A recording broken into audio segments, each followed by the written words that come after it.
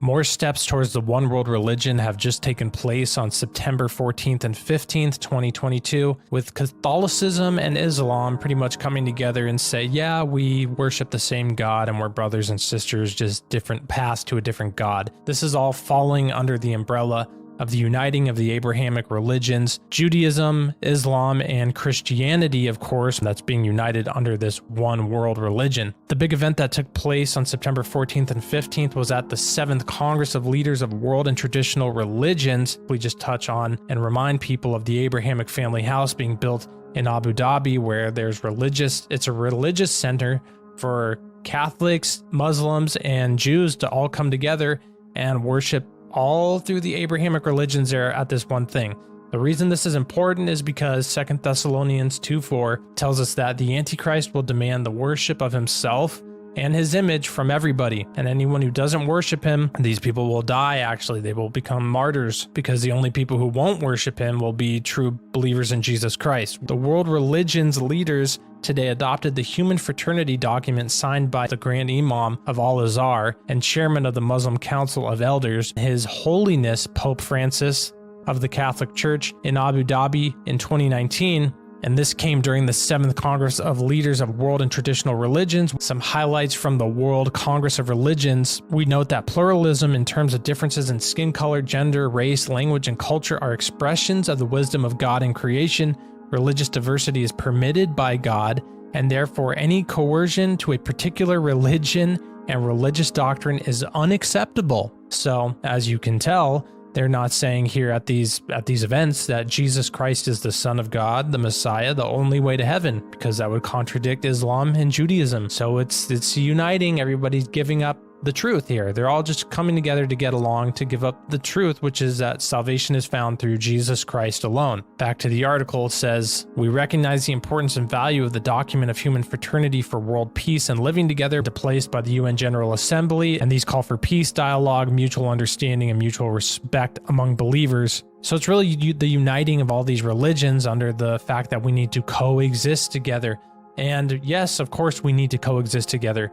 But the problem here is that they're starting to aim it towards we serve the same God, we worship the same God. You know, these Abrahamic religions are just different expressions of God to different people, and that's an absolute lie. The Jewish people are stuck in the old covenant, not accepting the new covenant. Islam is clearly, the Quran was written 600 years after the Bible, and they're clearly ripped off stories Muhammad ripped off and manipulated to create his own religion. I mean, Muhammad even demanded that the original manuscripts for the Quran be destroyed. Why would he demand that? Because to cover it up, obviously. So the one truth is found within the biblical text alone, within the Old and the New Covenant mix, and the New Covenant, salvation through Jesus Christ alone together. So really it was this document of human fraternity. It was signed by the Pope and this Grand Imam and adopted. It's the uniting of the world under a one world religion that the Antichrist will be the head of eventually. Pope Francis said that his goal for this meeting was peace and unity, of course. Very similar to what we know in 1 Thessalonians 5:3, peace and security is what they'll be saying, and then sudden destruction comes on them like labor pains on a pregnant woman, and they will not escape. And that's the whole point, really, of this whole meeting, really, and this whole uniting of these religions together. Not that we shouldn't get along, and not that we should be out killing each other or something, but the fact that they're trying to unite everybody under peace and security.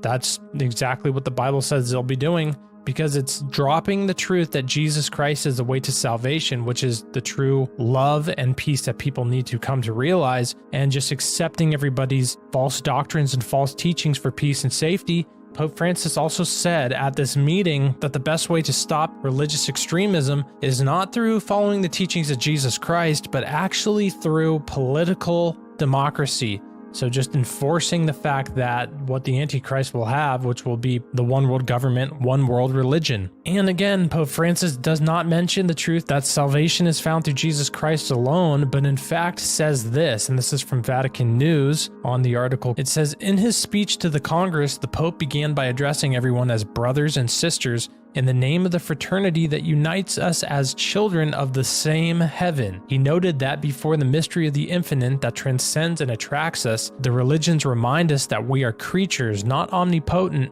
journeying towards the same heavenly goal. I mean, out of his own mouth. I mean, the fact that people who are Catholics don't see that this guy's pushing for one world religion is insane. I mean, it's absolutely clear as day that this is what he's pushing for.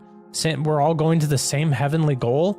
That Muslims who actually have written on the Dome of the Rock building in Jerusalem actually says God has no son. And so they want to unite Catholicism with people who say God has no son, because it's clearly written, clear as day in the Bible, that you have to acknowledge Jesus as the Son of God. That's the full truth is found within the Bible alone and within the New Covenant and the new teachings. And if you're giving up some of that to find peace and unity with other religions just to get along because you don't like disagreeing with people, you're in for big trouble. I mean, Revelation even says the cowardly are cast into hell. So don't be cowardly when it comes to the things of Jesus Christ and the truth of the Bible. I'd have no problem if these people all came together and said, hey, we shouldn't kill each other and we shouldn't be warring with each other because that's not good. That makes sense. But when they're starting to say these things about we're all brothers and sisters pushing towards the same heavenly goal, and even though this was between Islam and Catholicism, it also noted from a Vatican source that Judaism was there as well as Buddhists. So we have this uniting of the one world religion that will come to fulfill the 2 Thessalonians 2:4, all people will worship the beast. Islam and Judaism is a uniting to come together for peace and safety that will lead to one world religion, that will lead to the Antichrist standing up and saying, I'm God, you need to worship me.